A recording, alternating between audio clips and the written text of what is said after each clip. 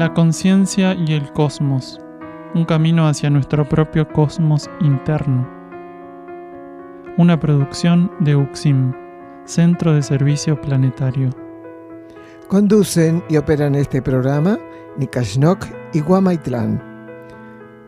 Vamos a decir, como generalmente lo hacemos en cada programa, que estos programas justamente se hacen en base a las charlas que Gagliardo ofrece en el campo Sierra del Cielo, UXIM Sierra del Cielo, al norte de Córdoba, todos los días miércoles y sábados con entrada libre y gratuita.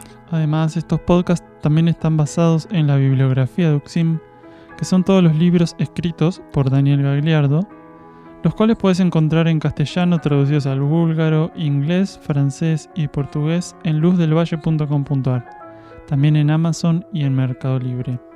El Centro de Servicio Planetario UXIM Sierra del Cielo se puede visitar para participar de estos encuentros con Daniel y también realizar estadías compartiendo la actividad diaria con los que aquí moramos. Se encuentra en las sierras de Córdoba, paraje Quebrada de Luna, camino a Ongamira, a 16 kilómetros de Capilla del Monte. Las estadías y todas las actividades que ofrece UXIM son libres y sin cobro de aranceles, incluyendo alimentos y hospedaje.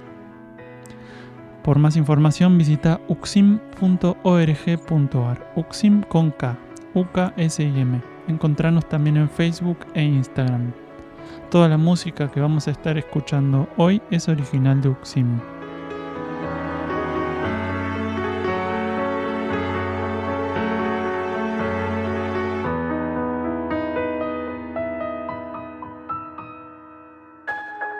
El título del programa de hoy, Lo realmente necesario es una necesidad planetaria.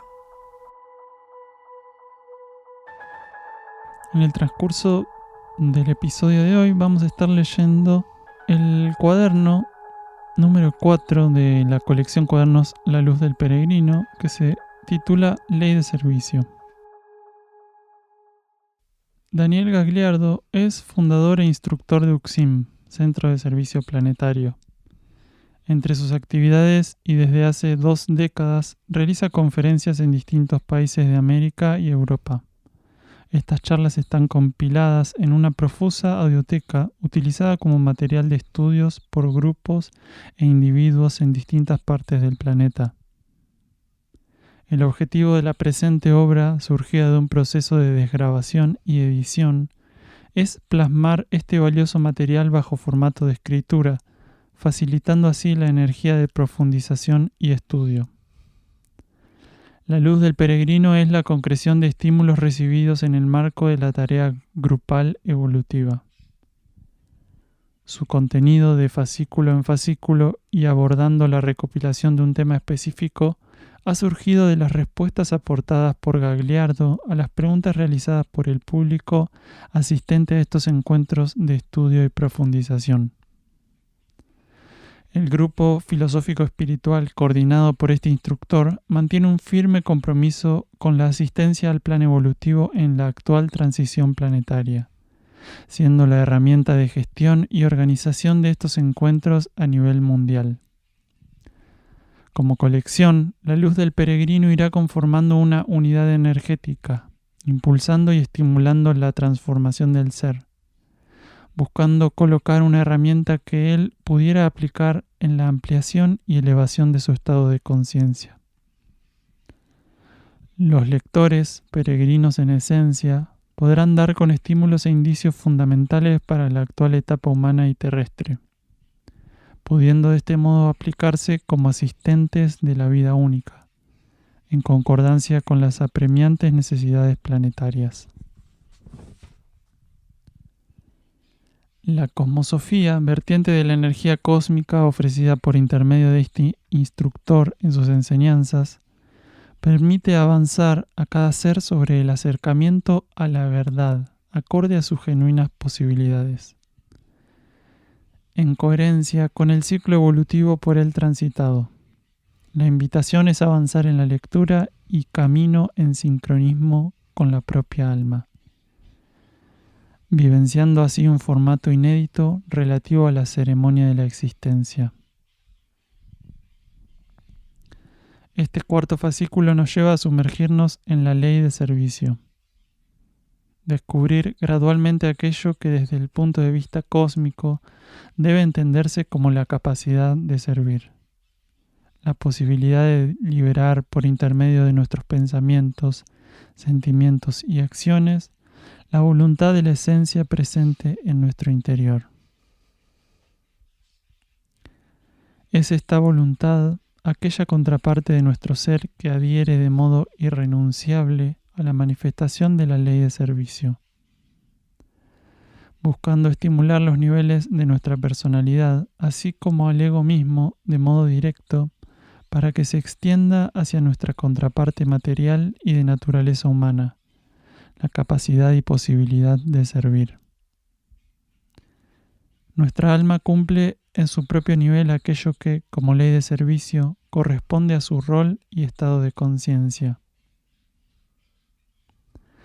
Antes de cerrar nuestro aprendizaje kármico, también quienes nos encontramos encarnados en esta transición planetaria hacia la ley evolutiva superior, deberemos concretar la expresión del servicio que nos fuera ofrecida según nuestras posibilidades evolutivas y el destino cósmico al cual hemos de migrar. La respuesta adecuada, así como la fidelidad con la que busquemos manifestar la ley del servicio, definirá dentro de la humanidad que componemos y en muchos casos la condición de rescatabilidad que una parcela de individuos se preveía tuviesen la oportunidad de alcanzar. Nuestras dos primeras lecturas en el día de hoy va a ser del cuaderno número 2, titulado Pruebas, de la colección Cuadernos La Luz del Peregrino. Pregunta un estudiante: ¿cómo es que una prueba puede ser realmente utilizada como servicio al planeta y a la humanidad? Gagliardo responde que la ley funciona de la siguiente manera.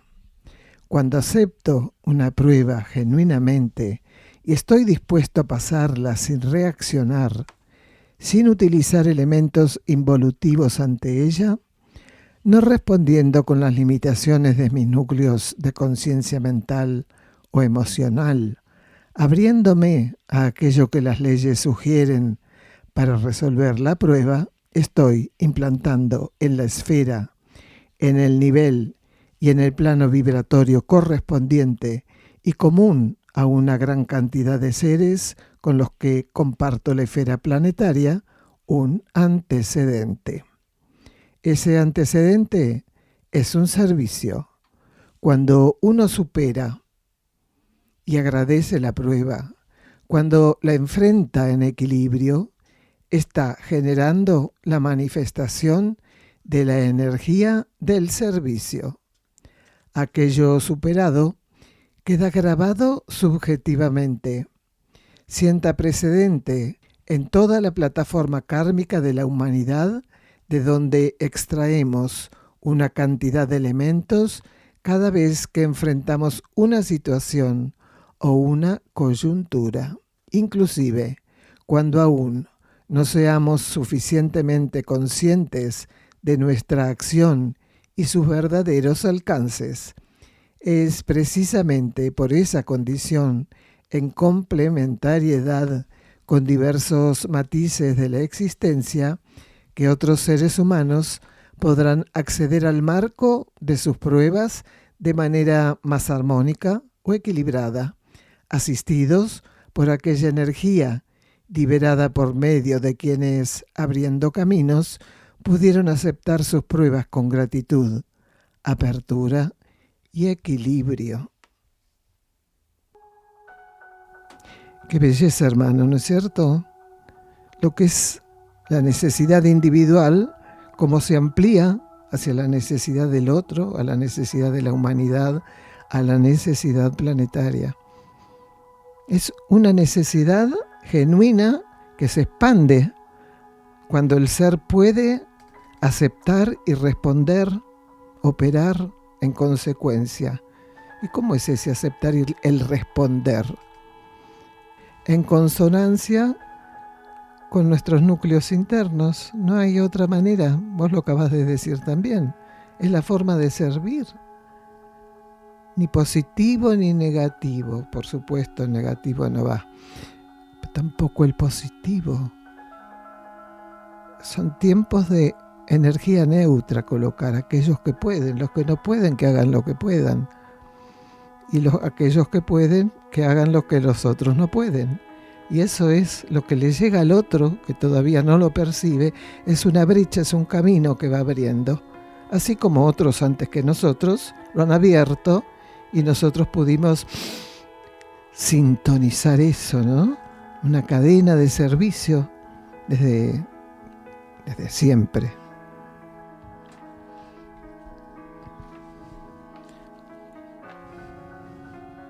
Recordamos entonces el título del programa de hoy. Lo realmente necesario es una necesidad planetaria. No es redundante lo que decimos, necesario y necesario. Fue así como se vio, ¿no es cierto? Como que para reforzar que una necesidad individual siempre es una necesidad planetaria. Y el primer bloque lo titulamos Rechazaron al Mesías antes y ahora. Comentan en este estudio que el gobierno de Israel prohibió hablar de Jesús so pena de muerte. Y luego aportan un pasaje de la Biblia y preguntan qué relación tienen estos dos temas entre sí. Vamos a escuchar a Gagliardo. Bueno, la relación es que hay pura coherencia en Israel. Hace 2000 años lo que hicieron fue matar a Jesús y ahora lo que quieren es su nombre o que las personas puedan hacer alguna referencia. En particular, ellos rechazaron el Mesías antes y ahora.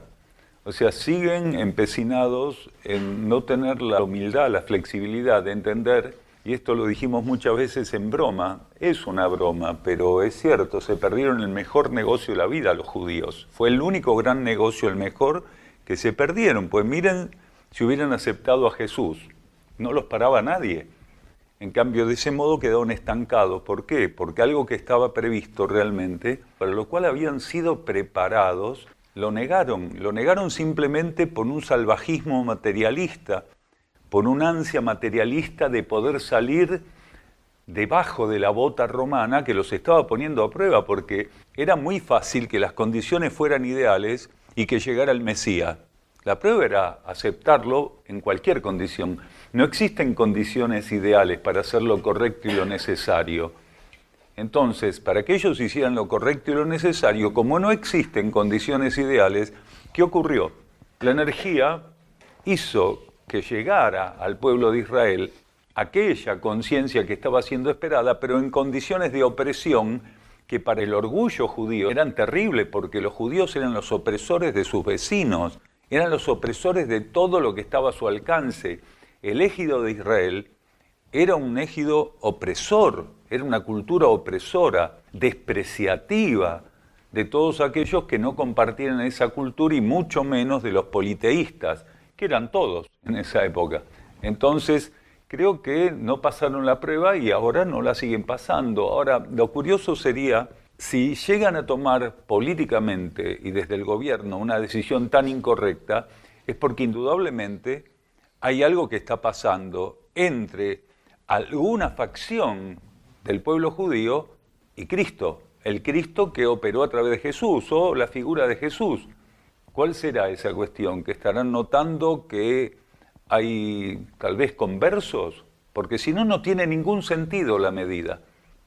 Solamente habiendo conversos, habiendo un avance entre los conversos o una merma poderosa en la presencia en las sinagogas y, porque en Israel también hay iglesias, ahora no sé qué pasará, las cerrarán, no sé qué va a ocurrir, porque no nos olvidemos que el templo, el famoso templo, lo es para 3 religiones. ¿Qué va a pasar? Ahora una va a quedar totalmente excluida, porque si no se puede hablar de Jesús, ¿cómo van a permitir que los peregrinos, ¿sí?, o los devotos, o los creyentes, o del cristianismo, lleguen hasta el templo que es un ícono dentro de lo que se conoce como fe, tanto para musulmanes, para cristianos y también para judíos. Entonces no sé cómo van a resolver eso. No sé cómo lo van a resolver, pero indudablemente es una muestra cabal. Y esto que vos citaste de la Biblia es absolutamente coherente. Quiere decir, encontró en esta actitud política del gobierno de Israel, pero, a ver, no es una actitud o no es una posición que realmente los judíos equilibrados acepten y estén de acuerdo. Indudablemente, toda esta casta de políticos que viene encaramándose al poder de Israel desde hace décadas y décadas son brutos guerreros y la mayoría no tienen el más mínimo interés en la religión. Quiere decir, no son religiosos.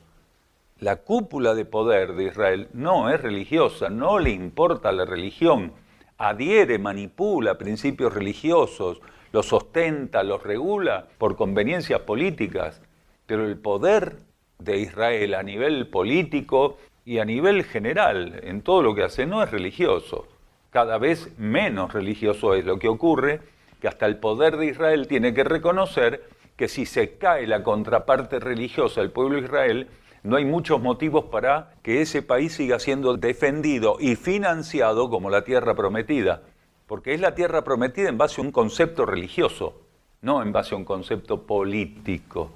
Por lo cual, si se cae esto de que es la tierra prometida, ¿qué ocurre? Entonces, mal que les pese a los políticos que no son religiosos, no profesan, no son practicantes de la religión judía, tienen que hacer que no se caiga el concepto de la tierra prometida, que es un concepto religioso. Es un flagelo a nivel de libertades humanas, de derechos humanos, porque cualquier judío tiene el derecho de elegir la religión que perciba. Esto no es una cuestión, racial, excede lo racial, porque ¿quién le puede decir a un judío qué religión puede profesar o con la cual puede empatizar? De hecho, una gran cantidad de judíos fueron la simiente que permitió que el cristianismo avanzara. Y encima, ¿sí? Porque esto sería tapar el sol con las manos, de un precepto que surge como religión a partir de las enseñanzas de un judío, el judío más evolucionado y más inteligente de todos los judíos. Entonces, realmente es controversial. Está mostrando que en el fondo hay un aspecto del proceso evolutivo de lo que hoy es Israel y lo que siempre fue el pueblo judío, prácticamente no avanzó. Está naturalizado la brutalidad. Lo que hacen en cualquier parte del mundo con todo aquello con lo cual no están de acuerdo. Continuamos con la lectura. A medida que nuestra conciencia va alcanzando un punto más propicio de maduración, las pruebas sirven como una oportunidad de servicio a la humanidad y al planeta. Algunos de los elementos a través de los cuales comenzamos a predisponer la trascendencia y superación de la ley de karma son la aceptación y gratitud ante cada prueba que nos es ofrecida. Aprendiendo a aceptar aquellas pruebas, habiendo cambiado genuinamente de actitud, su vida presentará connotaciones inéditas, incluyendo esto posibilidades purificatorias aún más profundas. Ante un problema personal, debemos vivenciar que en la existencia todo cambia. La llave para ello es la actitud adecuada, abriendo camino para que esos cambios puedan permanecer establecidos por la ampliación de nuestro estado de conciencia. Si uno toma una actitud diferente ante la vida, absolutamente toda instancia muda. Las coyunturas guardan una íntima característica en función de cómo transcurre el ser cada etapa, así como el cultivo de actitudes funcionales al equilibrio del universo del que forma parte. Continúa esto, ¿no es cierto?, en la lectura. Qué importante el cambio de actitud. A veces tenemos tan enquistada una actitud, la que fuera, pero siempre va a ser negativa, porque no es la correcta. Y entonces estaría de más volver a decir lo que esta instrucción siempre dice, buscar aquietar el emocional, silenciar la mente, no está de más. Es lo que hay que hacer, porque uno dice, y bueno, ¿cómo cambio de actitud? Busque silencio, busque quietud. Lo demás, decía el instructor Jesús, se dará por añadidura. Nosotros solamente podemos hacer esto. Buscar silencio mental, quietud emocional. Siéntese si tiene también ganas de correr, aunque se puede lograr silencio mental y quietud emocional corriendo, barriendo la vereda, pintando, lo que sea, atendiendo a la familia. Eso es lo que propone la cosmosofía, ¿no es cierto, hermano? Es estar en sintonía, en coligación permanente, dice también, lo dijo el último estudio Daniel, en sintonía estable y coligación permanente, algo así era. Como que la coligación es justamente eso, encontrar el canalcito, el canal que podamos, cada uno en su medida. Y en ese sentido no podemos dejar de nombrar la energía de la atención también. Estar atentos es fundamental y va de la mano con el silencio y con la síntesis. Y es parte de esto que vos decís, Huamaitlán, porque es necesario estar atentos en todo momento y tener presente ese silencio y esa quietud en todo momento, ¿no? Comprender que no hay momentos en los que puedo bajar la guardia y dejar a un lado la atención o dejar de saber que hay una fuente interna a la cual tenemos que honrar de algún modo, ¿no? Bueno, esa es la práctica básica que nos ofrece la cosmosofía. La quietud y el silencio en la vida. El arte de vivir a veces, dice Daniel. Puede haber personas que nos están escuchando y dicen, no, pero yo estoy atento a ver qué hace mi vecina, estoy atento a no sé qué, estoy atento al otro y estoy atento a... ¿A qué tenemos que estar atentos? Lo acabas de decir, remarcalo. Claro, la atención es a nuestra fuente interna de conciencia. De algún modo ese silencio es, que nombrábamos anteriormente, esa quietud, no son ausencia de sonido o de ruido o ausencia de movimiento, sino que son las formas que tenemos de hablar, de mencionar con las limitaciones que tiene nuestro lenguaje, una vibración, una energía interna, ¿no? Silencio y quietud son cualidades internas. ¿Y de qué se revisten ese silencio y esa quietud? Bueno, va a ir variando dependiendo de lo que sea necesario. Y ahí tenemos que tratar de profundizar nuestra actitud, ¿no es cierto? Esa actitud de búsqueda de lo interior. Yo no sé si es esto o no es aquello, pero bueno, alguna vez vamos a aprender a distinguirlo.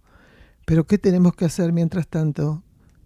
Cambiar la actitud en búsqueda de quietud y silencio. Y después nos vamos a encontrar con una actitud diferente ante los hechos, tal vez iguales. Nada es igual, pero es parecido. Y eso es lo importante. Ver la otra cara de la luna, dice la instrucción muchas veces a través de Gagliardo, ¿no? Es decir, la luna uno la ve siempre de la misma cara, pero del otro lado tiene otra cara. Sin embargo, tenemos que tratar de verla con los ojos internos. Claro, tiene que estar esa intención, ¿no? Que es base, que también en cosmosofía le decimos vocación, ¿no? Vocación interna. Y esa vocación se va a ir, uno no puede tener vocación porque quiere, vocación de conocer su interior porque quiere, sino que es la resultante de la trayectoria evolutiva del ser. Pero esa vocación, lo que sí uno puede hacer es bloquearla, es contaminarla. Entonces lo que también uno puede hacer es abrirle paso, abrirle camino a esa vocación, acompañarla, ¿no? Hacerle caso, obedecer. En relación a la actitud, también veíamos cuando hablaba Guamaitlán que es importante darse cuenta también, ¿no? Primero, inicialmente, que estamos teniendo una actitud incorrecta y aceptar que es así.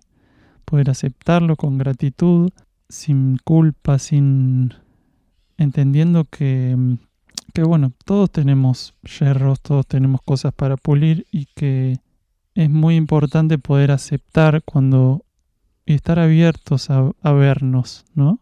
A ver en este caso estamos hablando de actitudes, esas actitudes que estamos teniendo, y un gran estímulo, una gran ayuda puede ser también verlo del lado universal, ¿no? Que es un poco lo que venimos hablando y leyendo anteriormente. Porque estas actitudes que tenemos es necesario pulirlas. ¿Y por qué es necesario? Porque tenemos que ser mejores nosotros. Ponele, puede ser, pero ¿por qué? Porque nosotros somos parte de algo más grande, ¿no? Y todo lo que hacemos afecta. Es muy simple, ¿no? Decirlo. Ahora sí lo estamos charlando acá en la radio y suena fácil, suena sencillo, es coherente, pero hay que hacer todo un proceso de comprensión real de eso y empezar a llevarlo poco a poco a todos los ámbitos de nuestra vida, ¿no? Esta cosita que hago tiene repercusiones a nivel universal, ¿no? A nivel cósmico, siempre. Entonces, ahí vamos a tomar dimensión real de lo que estamos haciendo y de cómo lo estamos haciendo y de los responsables que somos cada uno de nosotros. Eso que dijiste, ¿no? Vernos como somos es un punto de inflexión fundamental. Es decir, aceptar que no soy no sé quién. Que no soy lo que creo que soy o lo que quiero ser, por lo menos. Entonces verme con esos errores, con esas... Y es un poco... Bajó un poco la humildad en el ser que puede ver eso, ¿no es cierto? Se hizo propia la humildad en él y pudo verse. Porque si no, ¿de qué manera puede trabajar en sentido opuesto? Bajó la humildad, vos decís, en el sentido de que Se instaló. Ah, claro. Se instaló la humildad un poquito para poder verse. Y qué interesante, porque somos tan soberbios como humanidad que nos llevamos todo por delante. Y que algunos seres por todo el planeta dispersos puedan hacer esa tarea, porque si bien todo esto, como vos dijiste y nosotros también lo dijimos anteriormente, es una necesidad individual que se proyecta al todo, lo negativo también pasa a proyectarse al todo. Entonces, con la gran diferencia que cuando algunos seres, aunque sea un puñado de seres distribuidos, dispersos en todo el planeta, puedan hacer lo correcto y lo necesario, todo eso a través de la sinergia ya no es un puñado de seres, son millones de seres. Y ahí está el equilibrio o no, o el desequilibrio, no vamos a estar evaluando cuántos de un lado y cuántos del otro, pero vemos cómo está el planeta. Sin embargo, el planeta no va a la destrucción, no va al colapso. Entonces a veces hay seres que dicen, pero ¿y yo con esto qué puedo hacer? ¿Tiene conciencia? Bueno, haga lo que tiene conciencia, no sea tibio. Bueno, vamos a un silencio bajo formato musical.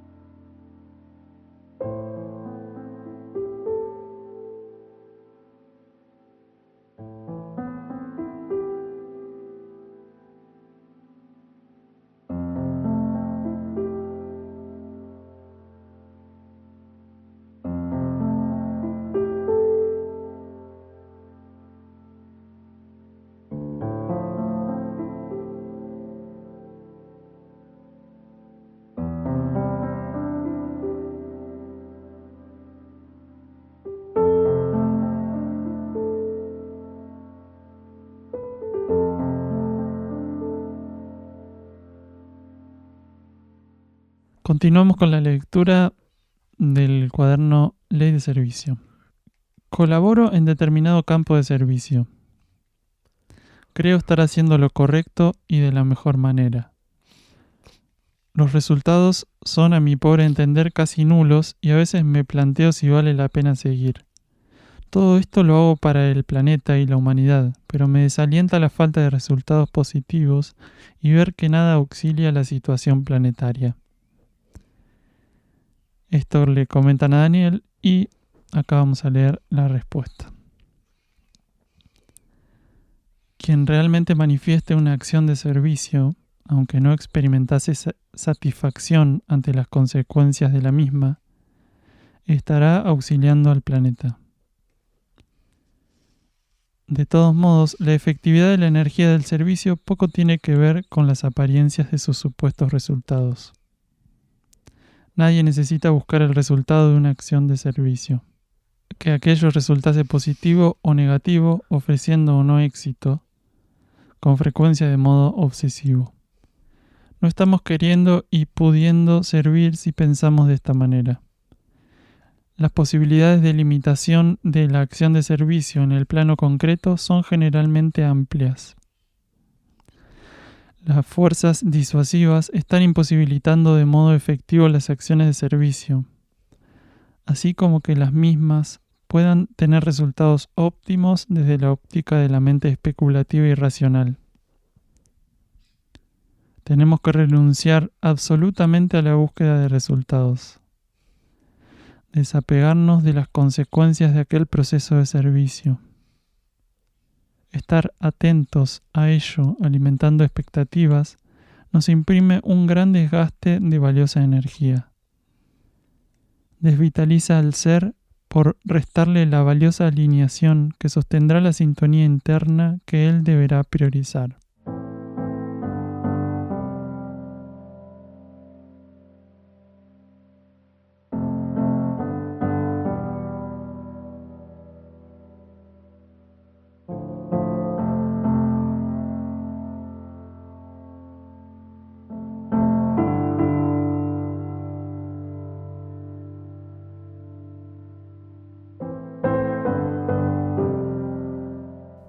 Vamos a ir pasando al segundo bloque, que se llama Operar potencialmente como un grial.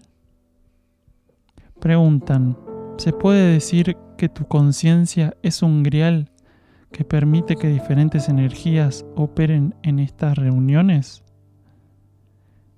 Escuchamos a Daniel.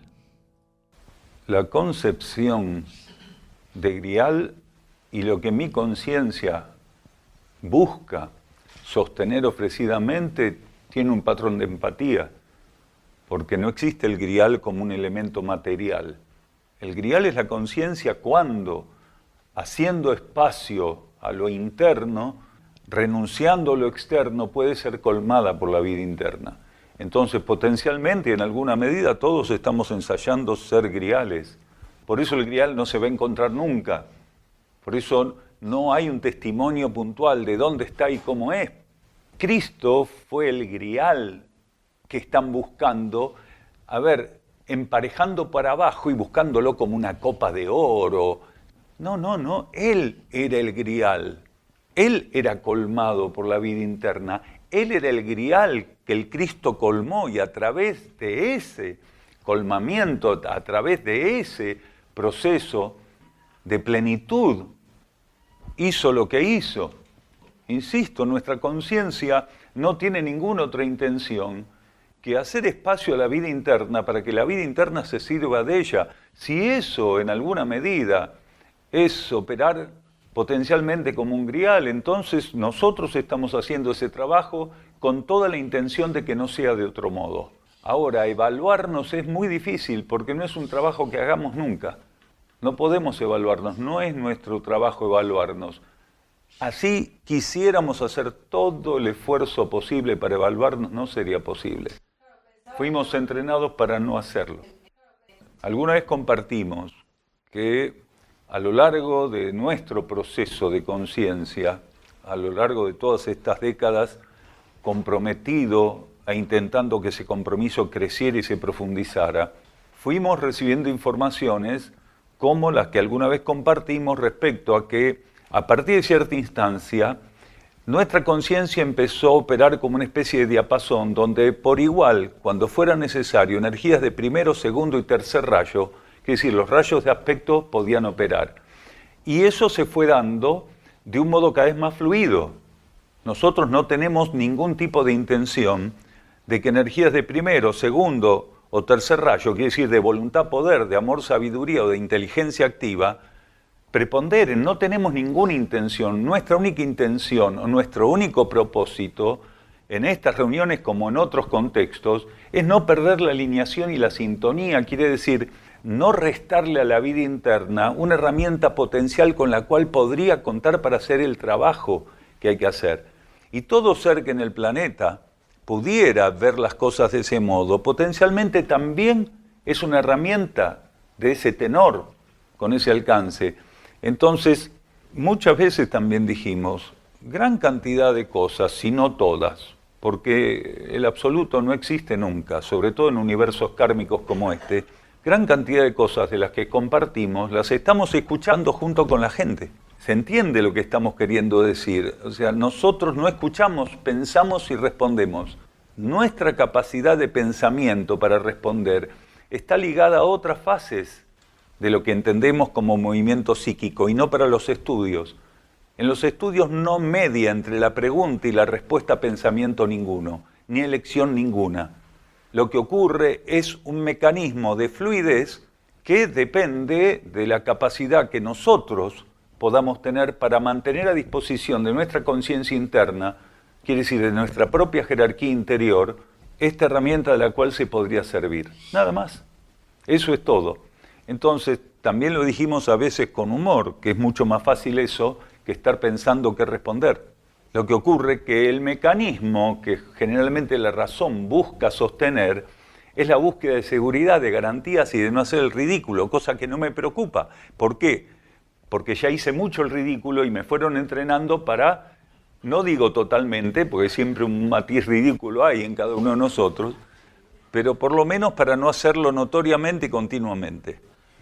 Entonces, eso fue ocurriendo.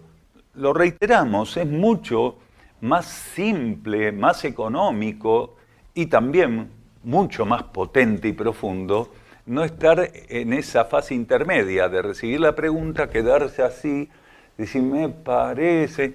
Nunca funcionó así. Cuando nosotros se nos habilitó hace 30 años a empezar a responder, quiere decir, empezar a dar estudios, a dar charlas, primero se nos llevó a cállese la boca y no hable, porque no puede hablar. Lo que claramente me estaba definiendo, porque la personalidad y el ego estaban dispuestos a hablar, a responder, a compartir, pero indudablemente no era la óptica interna afín a lo que mi ego pensaba que podía hacer. Entonces me hicieron callar la boca algunos años, por lo cual no podía dar charlas. Y eso lo compartimos con la gente del grupo en aquella época, y así fue, hasta que un día en un trabajo de silencio, del mismo modo que había recibido tan categóricamente esa señal, cállese la boca, no hable, ahora sí, ahora puede hablar. Gran parte del proceso que fue necesario para que se revirtiera esa cuestión no fue consciente, quiere decir mi conciencia no lo registró, pero registró una parte importante que operó como un símbolo para mostrarnos que la obediencia también genera transformación, aunque uno no pueda percibir el transcurso de la obediencia, quiere decir las fases que la obediencia te lleva a vivir, a experimentar. Y fue interesante, porque al haber podido obedecer, aunque no pudiera registrar las etapas constitutivas por las cuales la obediencia me fue llevando, el resultado fue ese, que después de algunos años, la misma energía que nos había dicho que nos calláramos la boca, nos dijo, ahora hable, ahora puedo hablar. Sí, algún que otro comentario, o sea, cuando la energía nos señaló que no habláramos, no hacía referencia al mutismo histérico, no hacía referencia a eso, quiere decir, había un límite para ese proceso. Y nosotros habíamos entendido intuitivamente que ese límite existía. Nuestra intuición en aquel momento no era esta, pero era un inicio de intuición que claramente nos había permitido entender de qué se trataba. Entonces, eran reuniones principalmente de silencio, a veces de escuchas de cassette, a veces lectura de libros, a veces, vaya a saber qué, mantras. Fue una época donde el grupo comenzó gradualmente, espaciadamente, pero gradualmente, a recibir mantras con los cuales trabajar. Mantras propios del Iruma, quiere decir, mantras sostenidos, alimentados, conducidos por la energía del Iruma, quiere decir, la herramienta energética que la civilización de Erx, o la entidad que conocemos como Erx, puede activar cuando es necesario.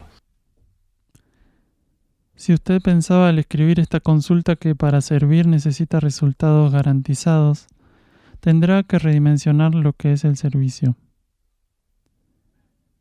No es a usted a quien la energía busca asistir exclusivamente en ese contexto. No es usted ni persona alguna en particular quien debe buscar satisfacción con el resultado de sus acciones. Cuando bajo ley de servicio hacemos aquello que nos corresponde, no debemos mantener expectativa ninguna para no limitar la voluntad interna que sostiene la integridad de aquella acción. Esto es, nuestra conciencia interna reconoce en su propio nivel una necesidad y se compromete internamente a darle tratamiento a continuación. Y en el momento adecuado nos alimenta mediante un estímulo que deberá ser sintonizado, aceptado y luego obedecido. Vamos a un silencio bajo formato musical.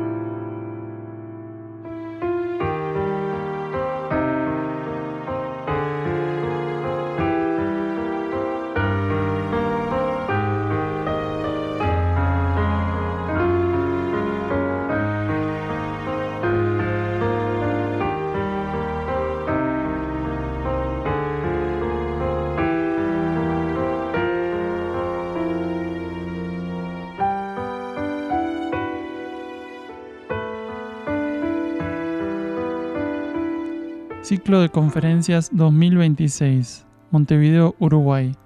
Sábado 25 de abril de 2026 a las 17 horas, en Club Colonia. Avenida Joaquín Suárez, 2928, Montevideo.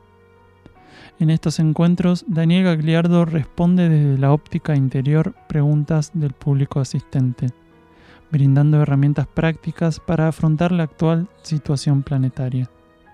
La entrada es libre y gratuita. Encontrarnos en Facebook como Uxim Montevideo y Uxim Ciudad de la Costa. En Instagram @Uxim Montevideo, @Uxim_Sol y Mar. Nuestras próximas lecturas van a ser extractos del cuaderno número 4, Ley de Servicio, de la colección Cuadernos La Luz del Peregrino. La pregunta número 21 dice: ¿qué es lo primero que tenemos que lograr para ser útiles al planeta y a la humanidad que tanta ayuda necesitan? Gagliardo responde diciendo que la multiplicidad de metas que alimentamos es lo que nos torna inútiles para el planeta y el plan evolutivo. La multiplicidad de metas y de propósitos egoístas, individuales, es el principal señalamiento que precisamos visibilizar. Si alimentásemos una única meta superior e interna, si realmente identificáramos y compartiésemos con el resto de quienes conformamos esta civilización un propósito superior, lejos estaríamos de buscar afondar esta y otras tantas preguntas. Para auxiliar el planeta, un ser tiene que tener por sobre encima de cualquier otra cosa una única meta, un único propósito presente en su conciencia. Comunión con un paradigma del cual emerja la síntesis que promueva su compromiso evolutivo. Así, aunque un ser creyese que todas sus metas y propósitos fuesen buenos y positivos, esto seguiría involucrándolo con la ilusión. Debemos entender que cuando nos referimos a la multiplicidad de proyectos personales y no a un único y superior propósito, aún la existencia es para nosotros una fragmentación que difícilmente nos permita ir de lo irreal a lo real, de lo superfluo a la simplicidad de lo necesario. Mientras conserve decenas de metas y propósitos, aunque crea que minuciosa y escrupulosamente los he seleccionado, reforzaré mi relación con la experiencia kármica de la ilusión. En la multiplicidad de metas y de ambiciones, de propósitos personales, está la falla personal de cada uno de nosotros. Bueno, ya tenemos algo para descubrir, ¿no es cierto? Cuando nuestra vida tiene muchos propósitos, muchas metas, ahí está el egoísmo presente. Todos tenemos familia, todos tenemos trabajo, todos tenemos esto, todos tenemos aquello. Está si toda esa variedad la hacemos para el único o para nosotros. Así de simple.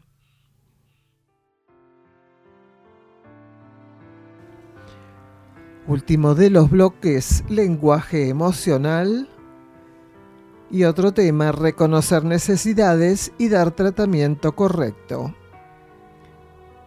Una persona pregunta qué significa que durante una sintonía o corales se llore involuntariamente.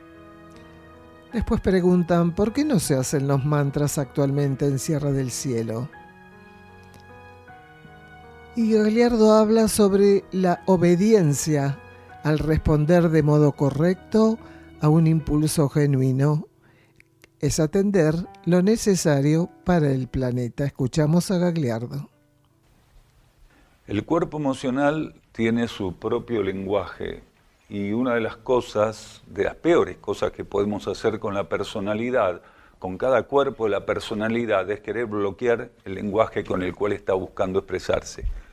Entonces, el llanto no tiene un solo sentido, no tiene una sola significancia. El llanto es una herramienta que puede estar en manos de una multiplicidad de aspectos, de variables de la actividad emocional o sentimental. Entonces, cuando el ser es puesto en ciertas situaciones donde la energía podría, por ejemplo, tocarlo muy profundamente, el cuerpo emocional puede acompañar esa secuencia de maneras muy diferentes. En esa multiplicidad de maneras se encuentra también el llanto. Entonces, todos sabemos, porque lo hemos experimentado a lo largo de nuestra evolución, llorar de alegría, llorar de bronca, llorar por no saber de qué llorar, pero encontrarnos que estábamos llorando, y muchas más. Podemos hacer una lista entre todos de 200 funciones del llanto en la conciencia humana, ¿no es cierto? Entonces, creo que posiblemente nuestra percepción, más que una creencia, es una percepción de que tu cuerpo emocional busca responder a esa dádiva con las herramientas que transitoriamente tiene a su alcance, y una de las herramientas es el llanto, porque la indicación interna es esa. Por eso decíamos que es más fácil obedecer. Particularmente, quienes vivimos en Sierra del Cielo no tenemos preferencia, o por lo menos quien habla no tiene preferencia por mantras musicalizados, lo que llamamos corales, cánticos, o por mantras convencionales, quiere decir los mantras que tienen cadencia pero que no tienen acompañamiento musical o que no tienen un reglamento musical estricto, sino que las cadencias de esos mantras no musicalizados pueden variar en base a lo que la energía va conduciendo momento a momento. Entonces, el único motivo por el cual nosotros estamos en este momento, sí, en esta etapa del grupo aquí en Sierra del Cielo, trabajando principalmente con los cánticos, con los mal llamados corales, porque no son corales, no hay un trabajo organizado de voces, se parece más a los cantos gregorianos, que son monocordes en ese sentido, están todos en una misma frecuencia, que a corales. Entonces, ese es el motivo, simplemente no hay estimulación interna para operar con los mantras que podemos llamar, insistimos, convencionales. Ahora, ¿por qué la vida interna puede hacer eso? Si no tenemos la explicación, el argumento, serían suposiciones, y las suposiciones para estas cosas no sirven, porque la razón ya participó mucho, aportó muchas estupideces a lo largo de la historia de la humanidad con sus suposiciones. Nosotros preferimos no hacer ninguna suposición. Obedecer es mucho más cristalino. La obediencia es algo que tiene que ver con la alineación y la sintonía, con la armonía y con el equilibrio. Entonces, simplemente por eso, cuando cualquiera de nosotros estuviera ante una situación que involucra un tipo de ceremonia que puede tener alternativas múltiples, tiene que tener en claro que no depende de la elección, hay que estar atento y silencioso para que ante la cantidad de alternativas que tuviera esa ceremonia, solamente una sea ejecutada, ¿cuál? La que internamente se nos señale. Esa sería la necesaria y vamos a ser puestos a prueba para que, reconociendo la necesidad, tengamos la capacidad de darle un tratamiento correcto. ¿Por qué señalamos esto? También algunas veces lo aclaramos.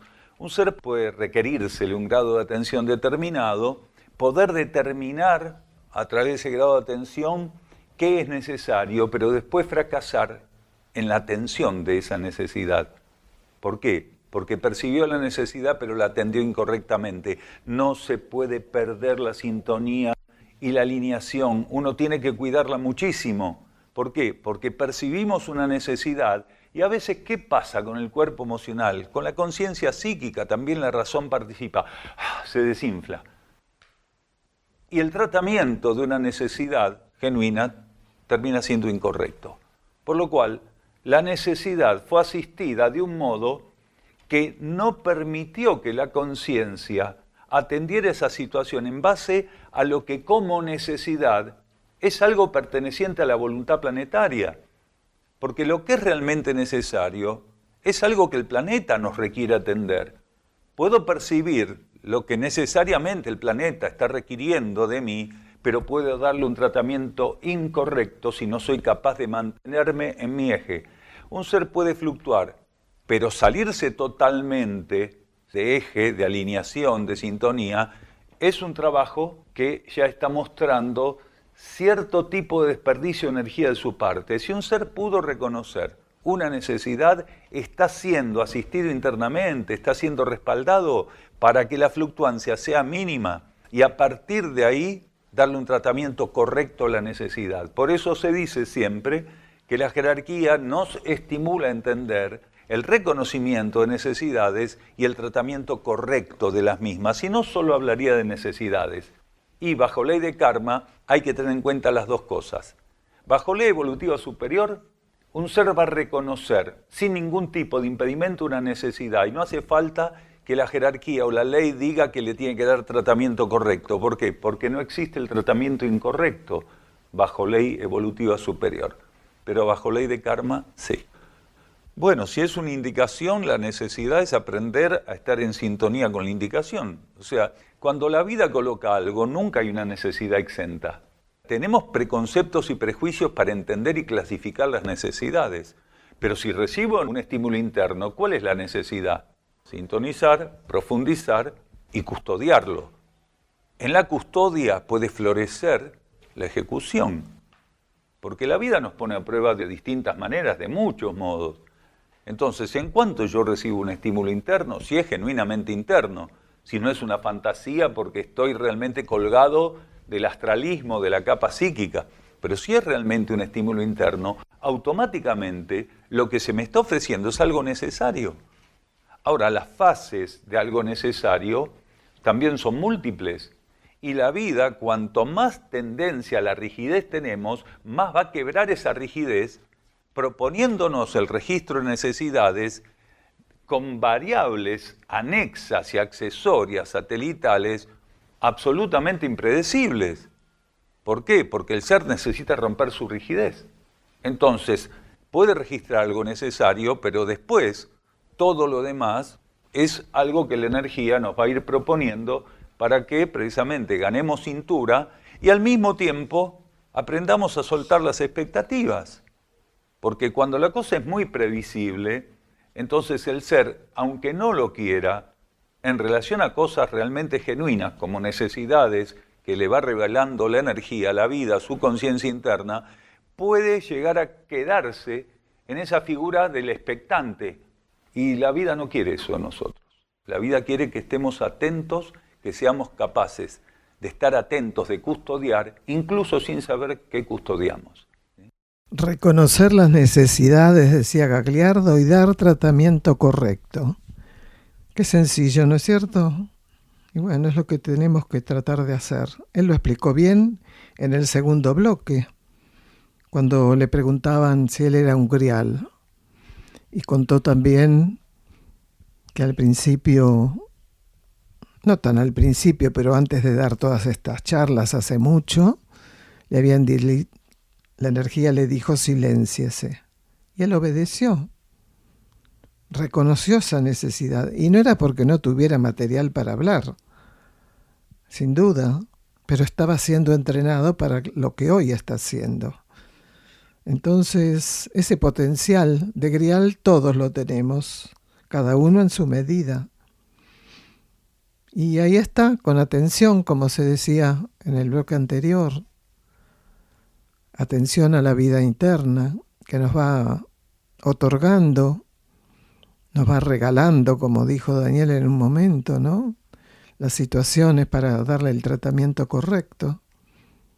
Y en obediencia hacerlo, que a veces puede ser silencio y otras veces lo que la vida interna proponga. Continuamos la lectura, parte de la respuesta de Gagliardo en la pregunta 21 del cuaderno número 4, Ley de Servicio, de la colección Cuadernos La Luz del Peregrino. Si usted busca realmente servir, encuentre, confirme, demuestre, aplique, ejecute, desenvuelva la realidad de una única meta en todo aquello que transite y la vida le presente. Si puede hacer eso, entonces asiste al planeta. Esa meta universal percibida no es otra cosa que la revelación hacia su persona del plan evolutivo. Por esa fragmentación que padecemos, simbolizada en la multiplicidad de metas egóticas, es que nos encontramos con seres que ambicionan saber cuál es su misión. Comúnmente suelen razonar o forzar reflexiones acerca de aquello que tanto los intriga, impidiendo así que la luz les muestre que todos tenemos una única misión y que ella consiste en manifestar la asistencia al plan evolutivo. Toda tarea genuina es simplemente eso. Todo trabajo en el lado material y externo de la vida ha de ser visto como la posibilidad de consumar aquello que el trabajo mismo simboliza. La tarea es expresar el plan evolutivo sin cesar. Aquel que no entiende, no comprende y no asume una única meta, lejos está de servir al planeta.